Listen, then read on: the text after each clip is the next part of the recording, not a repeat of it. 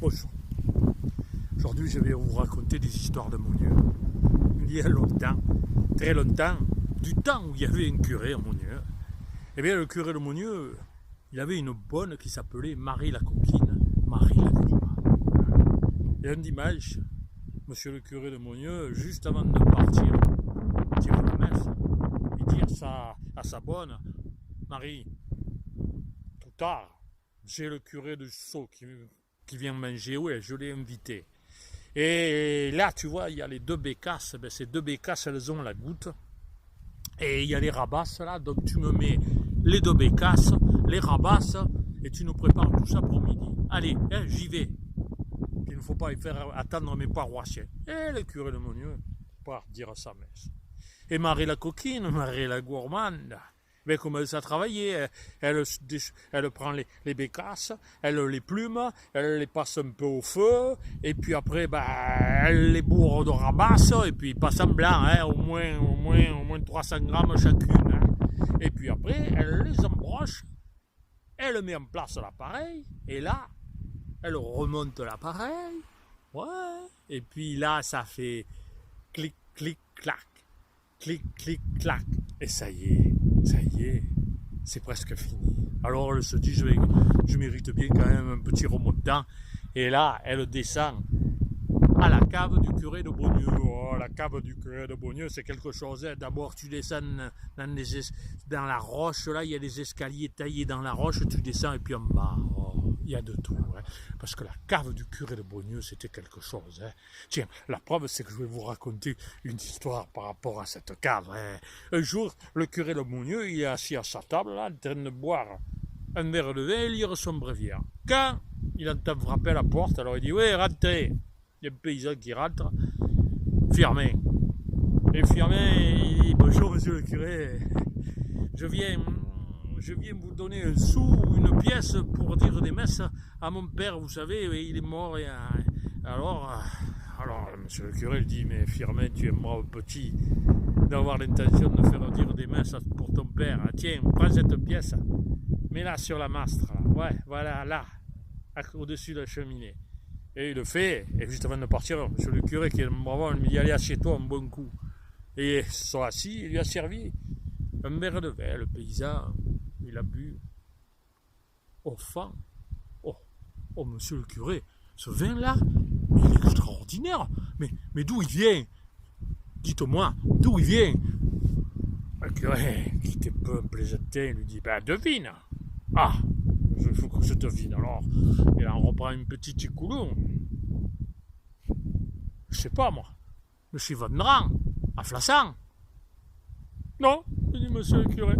Non, pas de chez Vendran. Alors, il regoute un petit coulon. De chez Ignace, à Pomme de Venise. Non. Oh, alors, le paysan, il en reprend un petit colon. Hein. Je dis qu'il vieille que ça. Vacaras. Monsieur le curé, non? Oh alors, monsieur le curé, là, je vous donne ma langue au chat, là. Dites-le-moi. Et le curé lui dit, Firmin, ils viennent du purgatoire. Hein? A dit le paysan du purgatoire. Oh, nous ne t'ai pas dit. Oh, pardon. Oh, alors, il se lève, il va à la cheminée, il reprend son sou, et il repart vers la porte. Monsieur le curé, il dit, mais alors tu veux plus lui faire une messe à ton père? Pourquoi, monsieur le curé? Mais moi, mon père, je sais qu'il est au purgatoire. Et s'il boit du vin comme ça, je veux surtout pas lui en priver. Hein. Au revoir, monsieur le curé. Pendant ce temps, Marie la coquine, Marie la gourmande, après avoir préparé ses bécasses, elle est allée dans la cave et là, zoom, un petit écolo. Oh, c'était beau, hein. Reposé, et puis elle est remontée et là, l'odeur qu'il y avait dans cette cuisine. Alors elle a regardé les cheminées là. Et c'est vrai que ça sentait c'était beau, ces deux bécasses, ce feu qui brûlait derrière et au-dessus de la cheminée, il y avait des champignons là installés en train de sécher sur des cordes, ouais, même que de loin on aurait dit des oreilles. Et elle se dit, oh ça sent bon, ça, je vais voir si ça avance. Alors elle s'est avancée et là, elle a pris un morceau de peau là. Qui commençait juste à grosiller, vous voyez. Oh, que c'était bon. Et puis, je vais quand même en goûter un autre. Hop, et hop, et hop, et hop, hop. Elle te les a déshabillés. Ouais. Après, ben, ça donne soif, ça. Alors, elle est redescendue. Les marches en pierre. Et zou, une petite tchoukoulou. Et elle est remontée, gaillardement. Et quand elle est arrivée là-haut, oh, que ça sentait bon. Alors, elle s'est approchée. Elle s'est dit, il faudrait pas quand même que ça soit trop cuit là. Oh, je vais goûter une pâte, hein. Et hop, elle a pris une pâte. Oh mon Dieu, que c'est ça. Oh, c'était bon. Oh, c'était bon. Oh, elle se dit, mais si je prends une pâte, il va s'en apercevoir, monsieur le curé. Et hop, elle a pris la deuxième. Puis elle a dit, oh, mais il y en a une qui a des pâtes, l'autre n'a pas de pâtes. Et hop, le troisième, et hop, le quatre. Oh, que c'était beau. Mais ça donne soif, tout ça. Alors, elle est repartie, elle est redescendue, l'escalier en pierre, la cave, et hop, un petit tchoukoulou ça. Et zou, un petit tchoukoulou, vous voyez, c'est comme si j'ai pas bu, hein, un petit tchoukoulou, et là, ici, elle est remontée, mais là, ce coup-ci, elle a pris la rampe en fer forgé, là, et elle est remontée, quand elle est arrivée là-haut, oh, que ça sentait. Alors, elle s'est approchée. Elle a vu que les bécasses, elles commençaient à être trop cuites. Et puis là, je ne sais pas ce qu'il lui a pris, mais elle a pris une bécasse. Hop là, oh là là. Et hop là, deuxième. Oh, et qu'est-ce que j'ai fait? Et à ce moment-là, elle a entendu le curé arriver. Alors elle est vite sortie devant la cuisine. Ah, monsieur le curé, déjà fini? Eh ouais, j'ai un peu expédié, j'avais faim. Bon, il est arrivé, le curé de Sceaux? Ah non, il n'est pas arrivé. Ah bon, alors en attendant, je vais aller à l'atelier et je vais aiguiser mes couteaux parce que le curé de Sceaux, il souffrait d'un toc. Bon, à l'avant, on ne disait pas ça, mais maintenant, on dirait d'un toc. Vous connaissez des gens qui ont ce toc-là. Il faut sans arrêt qu'ils aiguisent leurs couteaux, vous voyez. Donc, il est parti dans l'atelier, zigzag, zigzag, zigzag, on a entendu. Et juste là, le curé de Sceaux est arrivé. Eh bonjour Marie, il vous a prévenu, monsieur le curé de Monieux, que je venais manger? Oui, il m'a prévenu. Et vous? Il vous l'a dit? Et oui, il me l'a dit, oui. Qu'est-ce qu'il m'a... Il vous a tout dit? Il vous a dit ce qu'il faisait après le repas? Ah non, il m'a pas dit ce qu'il faisait après le repas. Ah bon? Eh bien moi je vais vous le dire, monsieur le curé de Sceaux, quand même. Après chaque repas, le dimanche, eh bien, il coupe une oreille à son invité. Quoi? A dit le gars. Qu'est-ce que c'est cette histoire? Ah si, monsieur le curé. Si, je vous assure, regardez là au-dessus de la cheminée, là. Vous les voyez là? Toutes ces oreilles? Eh bien ça, c'est chaque invité du dimanche midi.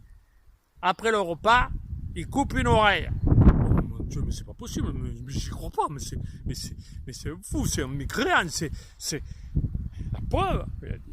Bon, vous entendez? Dans l'atelier, il est en train d'aiguiser son couteau, ou plutôt ses couteaux. Et en fait, on entendait et zigzag, zigzag, zigzag. Alors là, le curé de Sceaux, il a commencé à douter. Il a reculé un peu quelque part. Il a fait demi-tour. Il est parti. Il est parti vite, hein, vers Sceaux. À ce moment-là, le curé de Monieux est arrivé. Il a dit alors, il est là, le curé? Ah ouais, lui a dit Marie, mais c'est un voleur, votre curé de Sceaux, mais c'est un malfaisant, votre curé de Sceaux. Il est arrivé ici et il a pris les deux bécasses, là, il est parti. Tenez, là, il est au bout, là-bas.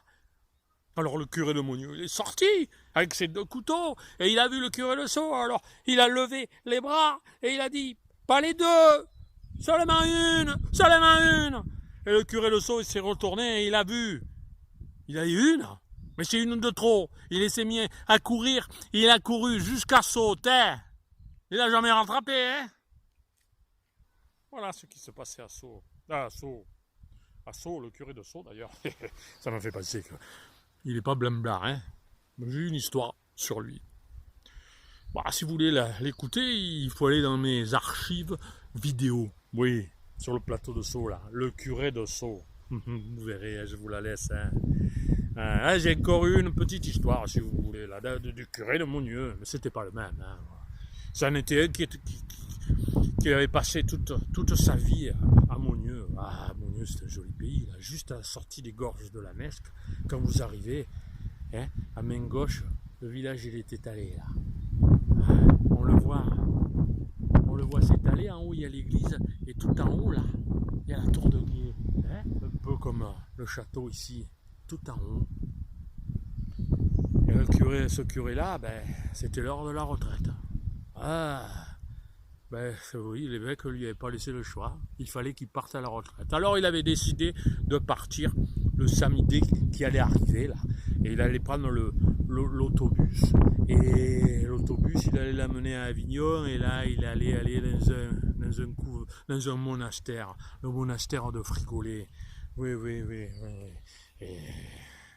Et allait prendre ça le gênait un peu quand même, parce que bon, il avait fini par s'habituer. Et puis au départ, ça s'était pas bien passé avec les gens de Monnieu, c'était un peu dur. Puis avec le maire, n'en parlons pas, c'était un radical socialiste. Alors... Et puis finalement, d'adversaires, ils sont devenus copains, et puis amis, franchement amis, devant toutes les épreuves qu'ils avaient traversées tous les deux, amis. Et là, c'était le moment de dire au revoir. Mais enfin, quand même, il aurait bien aimé que le curé qu'on lui avait envoyé du séminaire arrive, mais il n'y était pas. Le jeudi, le vendredi, il se disait, mais il faut quand même que je lui passe les consignes à ce curé, j'ai des choses à lui dire. Le samedi matin, rien, il devait partir samedi après-midi. Alors il va voir le maire, son ami. Et il dit, oh Maximin, ben je m'en vais, hein, voilà, hein, je viens te dire au revoir. Mais ça m'ennuie, le curé qui devait me remplacer, il n'est pas là. J'avais des consignes à lui passer. Des consignes, lui a dit le maire. Ben t'as qu'à me les dire, les consignes. Ah ouais, mais alors c'est un peu délicat, ça, tu sais. Allez, écoute, avec tout ce qu'on a vécu ensemble, là, et puis je serai discret comme une tombe. Alors qu'est-ce qu'il faut que je le dise à ton jeune curé? Bah, je vais te le dire. Tu sais que toutes les femmes ne sont pas fidèles. Le maire, il arrive. Ouais. Les hommes aussi, d'ailleurs. Eh ouais, il a dit, oui. Il y a simplement que c'est les femmes qui viennent se confesser, pas les hommes. Mais... Et donc, écoute, j'en avais assez d'entendre monsieur le curé, j'ai péché, monsieur le curé, j'ai trompé mon mari, monsieur le curé. J'en avais assez. Alors un jour, je leur ai dit que chaque fois qu'ils avaient fait ça, bien qu'ils me disent, monsieur le curé, j'ai trébuché sur le chemin du lavoir. Voilà. Ah, il faudrait quand même que j'avertisse ce jeune curé là. Ne t'inquiète pas. Ne t'inquiète pas, lui a dit le maire de Monnieu, je lui transmettrai. Et il a pris l'autobus. Ils se sont embrassés une dernière fois avec le maire. Il y avait les gens là qui l'attendaient à la porte du bus. Ils lui ont tous souhaité une bonne retraite. Ils étaient un peu inquiets parce que le nouveau, il y a les habitudes qui allaient changer. Et en effet, les habitudes ont changé. Un jeune curé brut du séminaire. Il fallait filer droit. Hein. Et ces dames qui avaient... Elles n'osaient plus dire... Monsieur le curé, j'ai trompé mon mari, monsieur le curé. Elles n'osaient plus rien dire. Puis un jour, il y en a une qui a craqué et qui a dit, monsieur le curé, j'ai trébuché sur le chemin du lavoir. Alors le curé a dit, ah bon? Et vous vous êtes fait mal? Ah non, monsieur le curé. Ah non. Ben alors, je vous salue et puis faites attention parce qu'il pourrait y avoir un accident quand même. Et la femme, la dame, elle est sortie et puis elle en a parlé avec ses copines et ça s'est passé d'une maison à l'autre. Pour le dire, c'est rien à changer, c'est bon. Je me suis tiré avec un je vous salue Marie. Et puis, il y en a eu d'autres. Monsieur le curé, j'ai trébuché sur le chemin du lavoir. Monsieur le curé, j'ai trébuché sur le chemin du lavoir. Monsieur le curé, j'ai trébuché sur le chemin du lavoir. Oh, jusqu'à ce que le jeune curé n'en puisse plus. Alors, il est allé voir le maire, il est rentré à la mairie. Il a mis les 2 poings sur le bureau du maire. Il a dit, monsieur le maire, j'ai pas l'habitude de me mêler des histoires de la commune. Mais là, ça ne peut plus durer. Il faut que vous fassiez réparer le chemin qui mène au lavoir. Sinon, un jour, il va y avoir un accident. Parce qu'elle trébuche presque toute sur le chemin du lavoir. Et là, le curé avait fini son discours. Et le maire s'est mis à rire.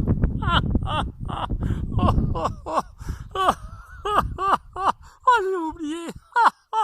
Oh, j'ai oublié de faire la commission. Et là, le curé lui a dit, monsieur le maire, vous ne devriez pas rire, parce que votre femme aussi a trébuché sur le chemin du lavoir. Ah bien, Léo.